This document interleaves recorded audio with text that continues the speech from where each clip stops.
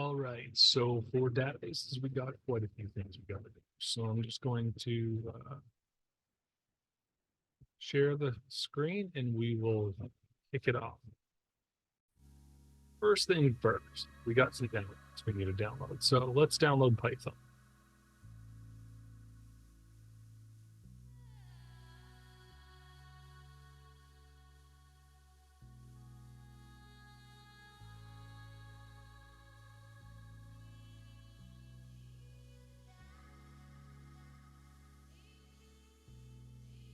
Python is now downloading. Let's go to dbeaver. We want to download the dbeaver community edition. If you like it, support it. If you can afford it.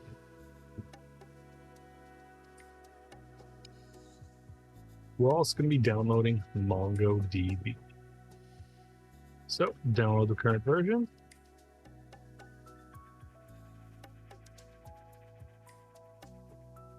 Should let us download it shortly. There we go. Last but not least, we also want to download MySQL Community Server. Stick with 64-bit when you can.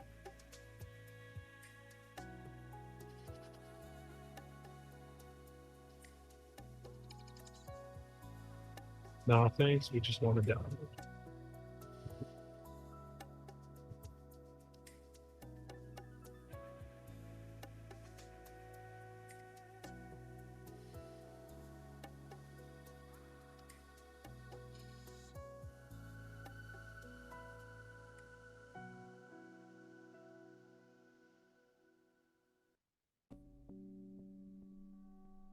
Okay, so while our downloads are downloading, I'm going to cover a couple topics here.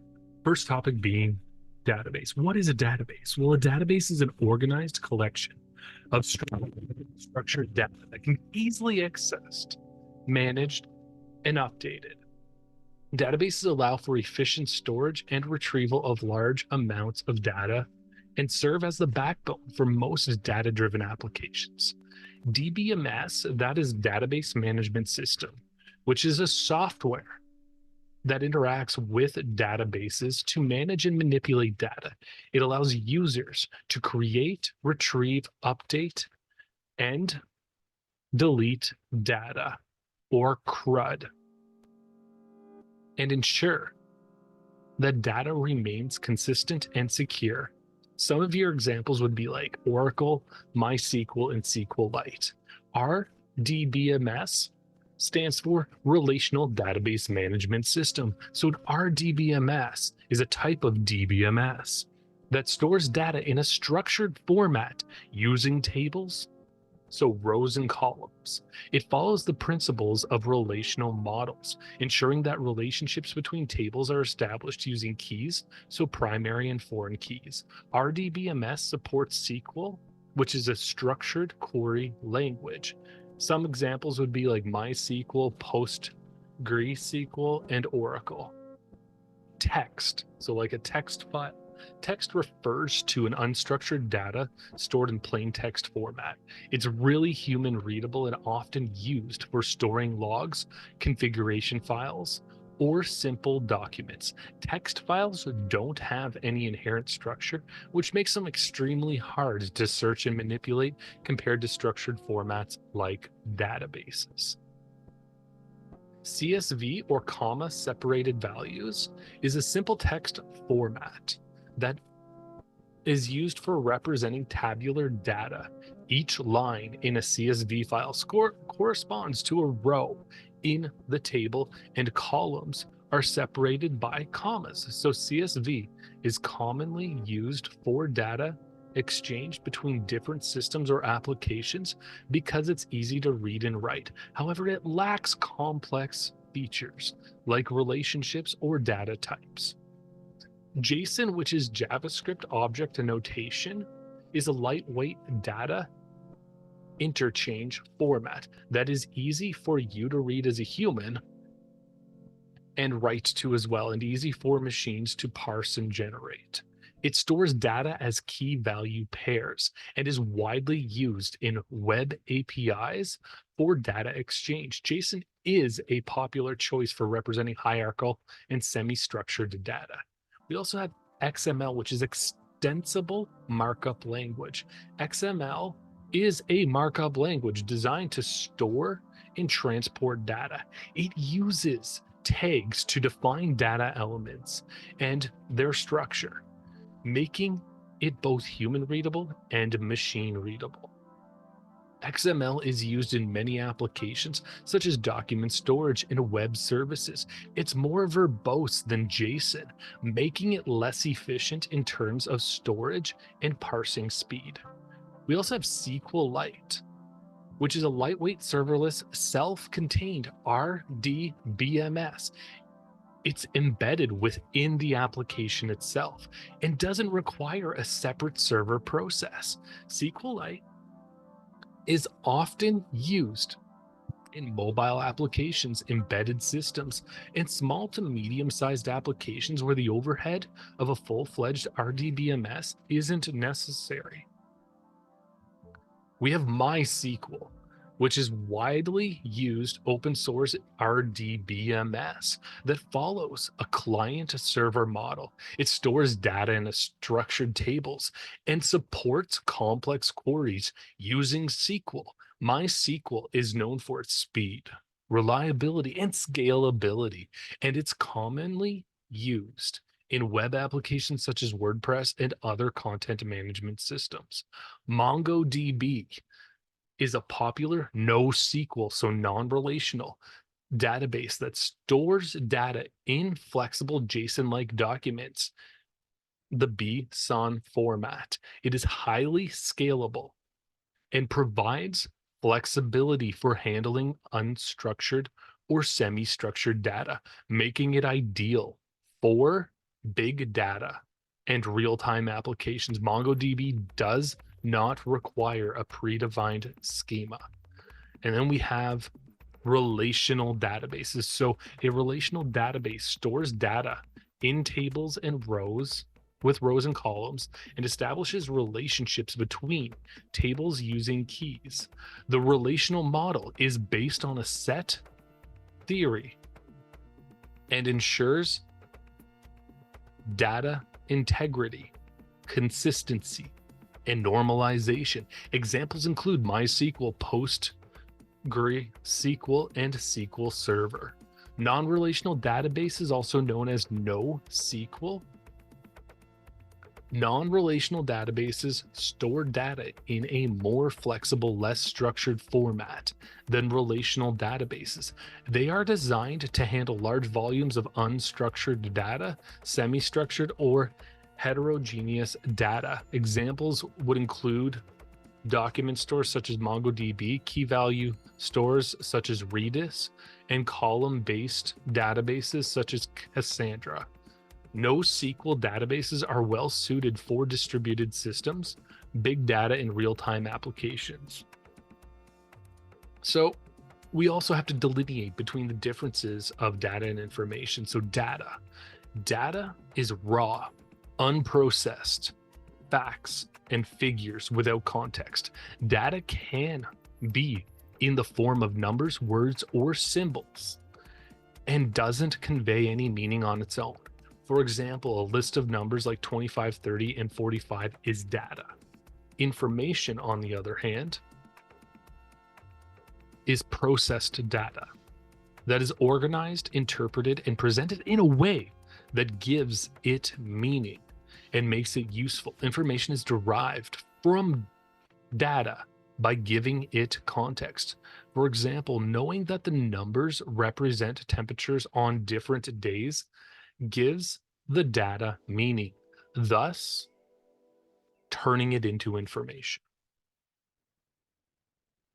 And our downloads, which means we got some work to do. We're going to start off by installing Python. Python is a powerful language. It's an interpreted language. And it's what we're going to be using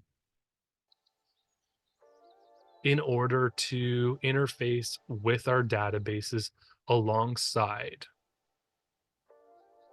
SQL. So I'm just going to start this bad boy up and start it with its installation. So run as administrator. Wait until it prompts us. And then we're going to have at it.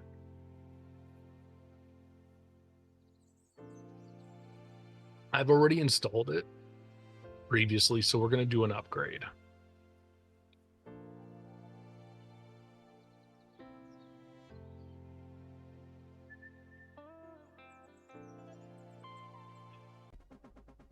Okay, so while Python is installing, let's get down to the grit. So Python is a high-level interpretive programming language known for its readability, simplicity, and versatility. In the context of data and databases, which is what we're working with right now, Python plays a very important role due to its extensive ecosystem of libraries and frameworks that facilitate data manipulation, analysis, visualization, and interaction with various types of data. So Python can allow you to interface with relational databases such as SQLite, MySQL, PostgreSQL, Oracle, and SQL Server. It's got some libraries like SQLite 3, MySQL Connector, PyMySQL, SciCopG2, CX Oracle, and PyODBC. With SQL Alchemy, you can use an object relational mapping, or ORM. So SQL Alchemy is a powerful ORM library that allows developers to interact with databases using Python classes and objects instead of writing raw SQL queries. And it also supports multiple database backends. Django ORM is part of the Django web framework. It provides a high-level abstraction for database interactions. With PyMango and Redis Pi, as well as Cassandra Driver, you can also interact with databases such as MongoDB, Redis, and Cassandra, which are non-relational databases.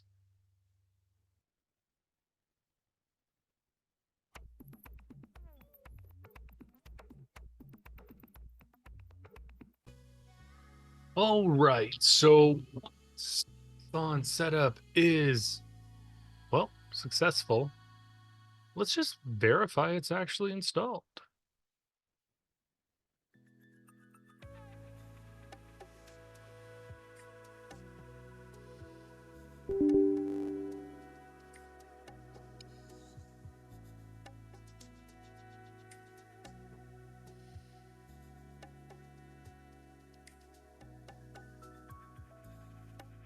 So let's try Pi.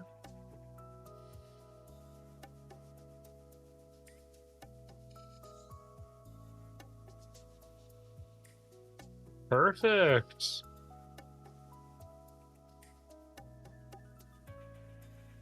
Now we're going to install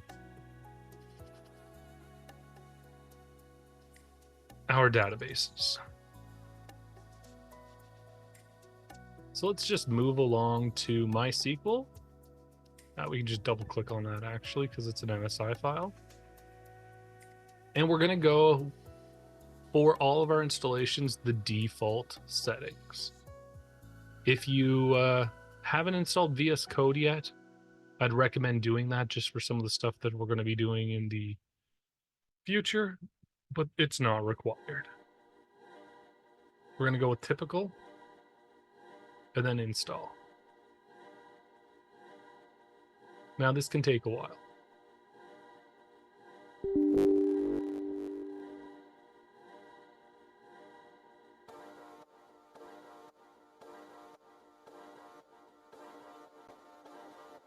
Okay, now we're going to run the MySQL configurer in order to hammer out some of our configurations.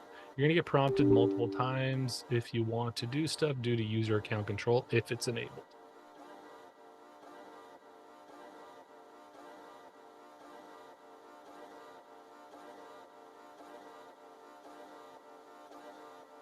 And like I was saying earlier, just make sure you're using the community editions. Okay, if it doesn't pop up, just make sure you click it in the taskbar. Like I was saying earlier, we're going with the defaults.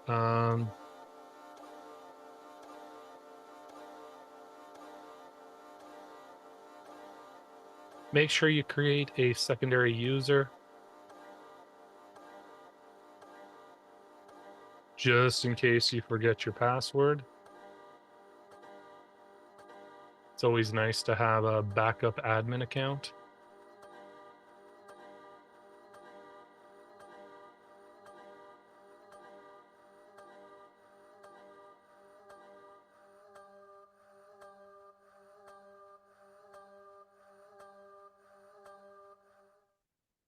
Click execute when you're ready, and it's going to go through the database stuff. Like the warning says, it may take a long time.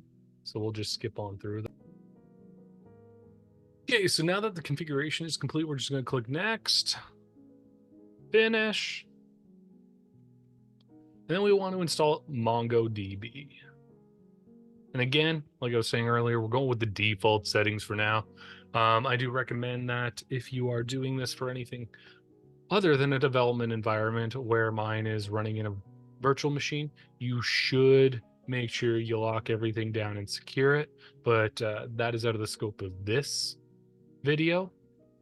We'll tackle that stuff in the future. So we're just going to go with the default settings. Make sure you are using Community Edition. We're going to go complete.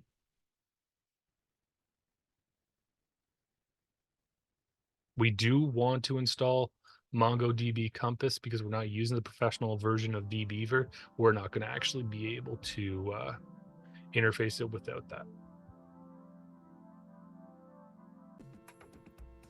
Okay, so now that MongoDB is done installing, we're going to move ahead with our dbeaver installation.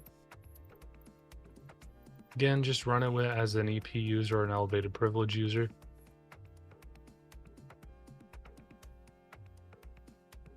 And then we're almost ready, but we're going to need some files once we're done installing dbeaver.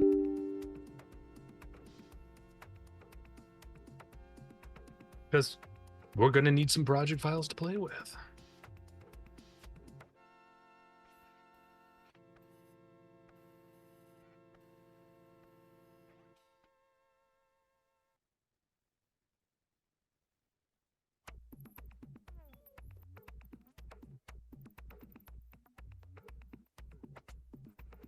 This may take a little bit, so I'm just going to skip on forward. Okay, so now that, well, dbeaver is done installing, we're going to be moving to our next steps.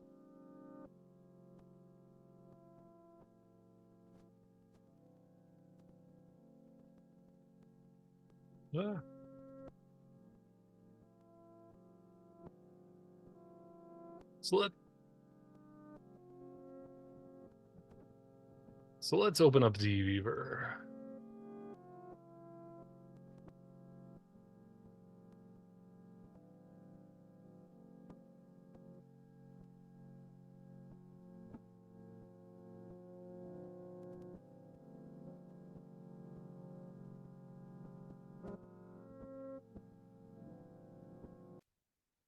Okay, so once dbeaver is open, just make sure you click no to creating the sample database.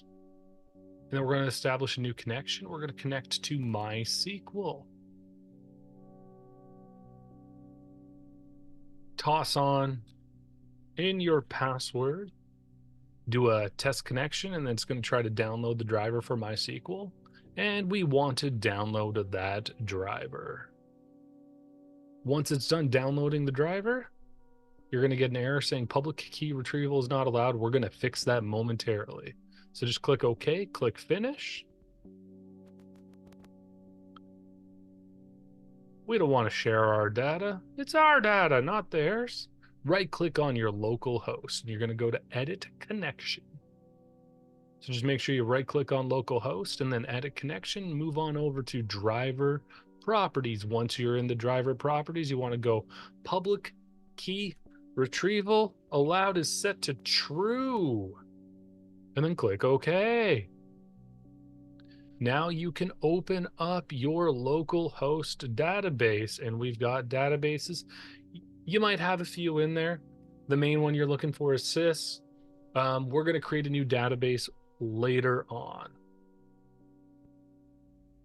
And then just shrink dbeaver. Now we want to open up Visual Studio Code. Once we have Visual Studio Code open, we're going to actually open up a project file, which is what is a database. And we're going to work on through that task. May take a minute to open up. That is completely okay. I'm currently in a virtual machine, so it's even slower for me. I should have assigned way more system resources to it. So we're just going to go to what is a database.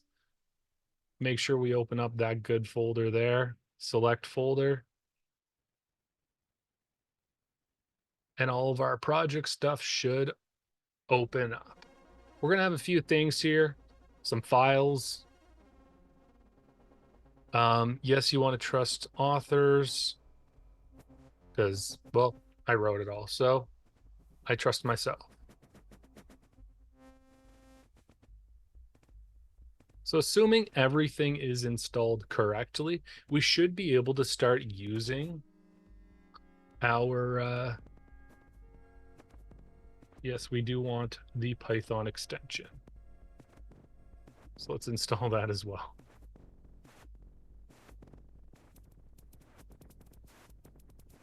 Once everything is set up and installed, including our extension, we're going to run our Python files and just go through everything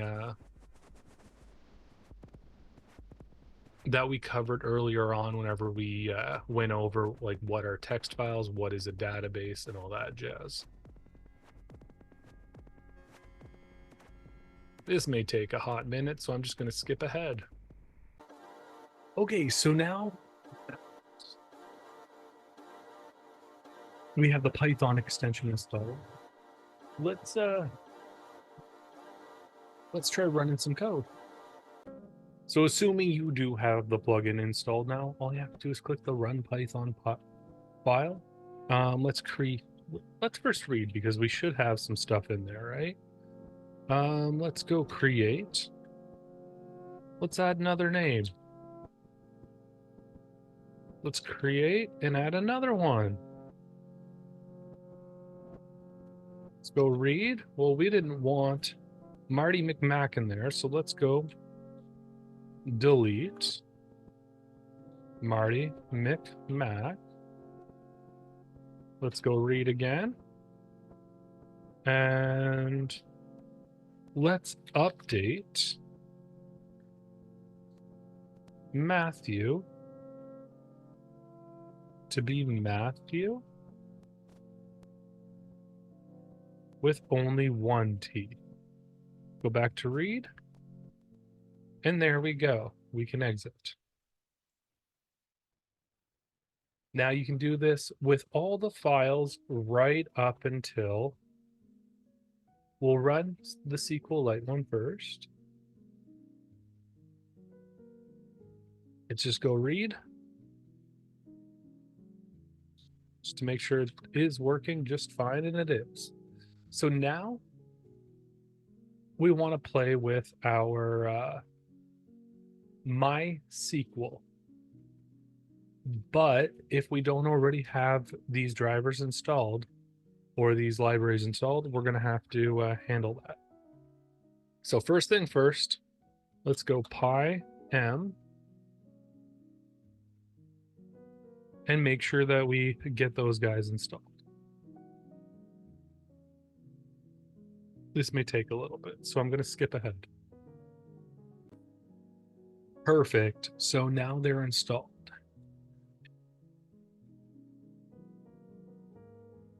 But we also need to make sure that we have a database to connect to, right? So we got testdb. Let's open up our dbeaver. Let's right click on databases, create new database.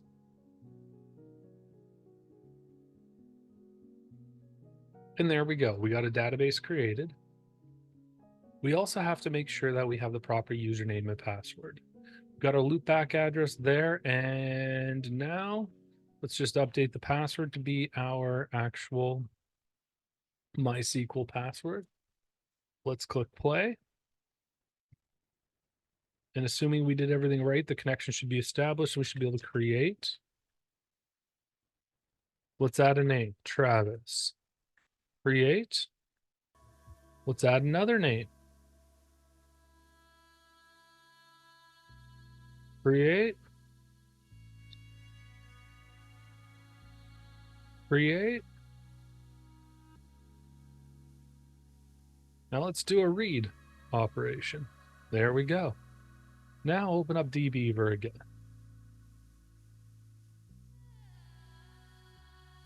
Let's take a look in dbeaver.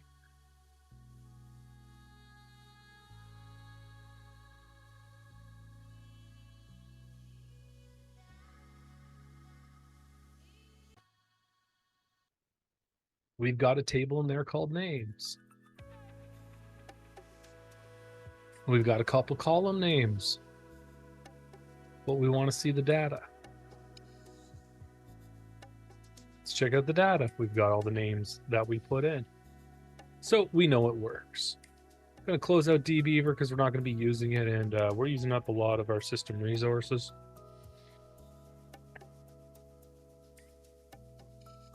So let's exit this program. The next one we're going to need is our MongoDB database. And we definitely need to, well, make sure that we got a database and collection. So we're going to open up Compass.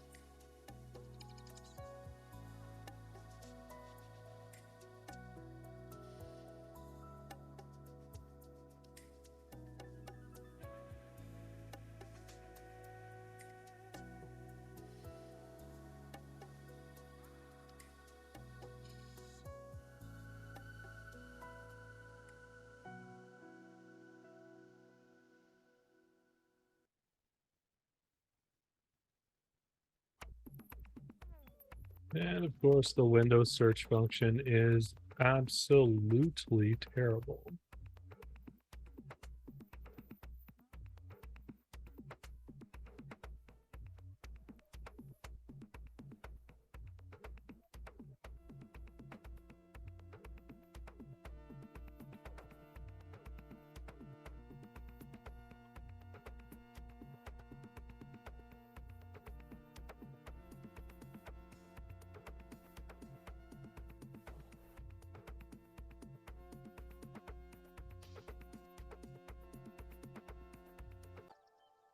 Okay, so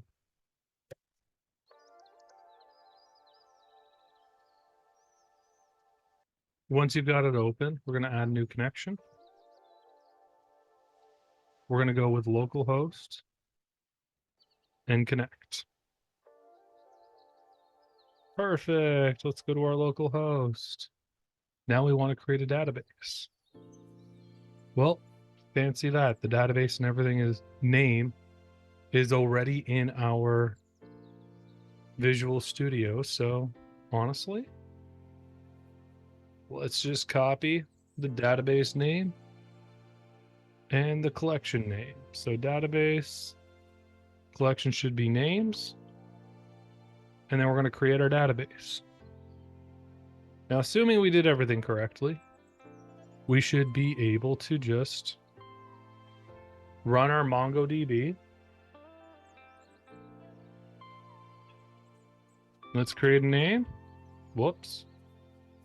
I was not typing in our terminal. Let's go create. Let's go with my name. Create. Twitch. Create. Spock. Create.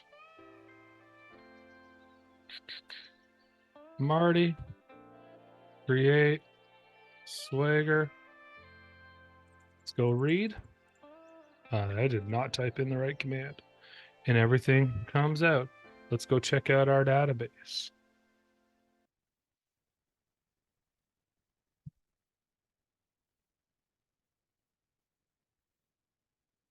Let's go to export query results. All fields.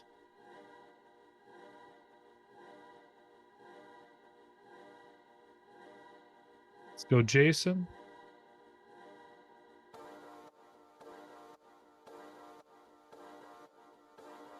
We'll just save that to our desktop, just for convenience sake. Show the file.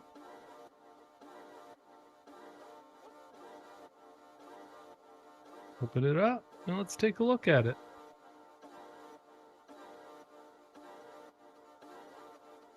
And here we go. We've got our ID and all the names that we put in. And that's it for this one.